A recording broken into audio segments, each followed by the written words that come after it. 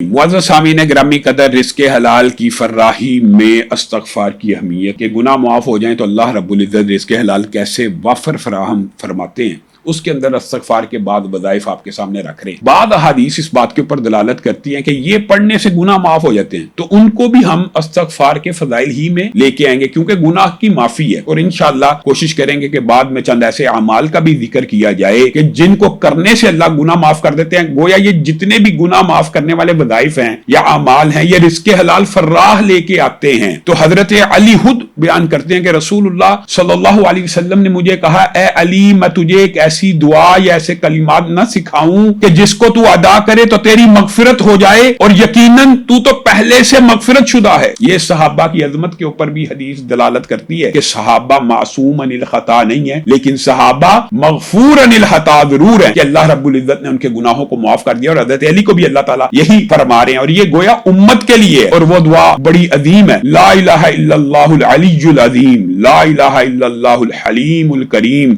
सुब्हानल्लाहि रब्बिस समावाति सबई व रब्बिल अर्शिल अज़ीम वल्हम्दुलिल्लाहि रब्बिल आलमीन।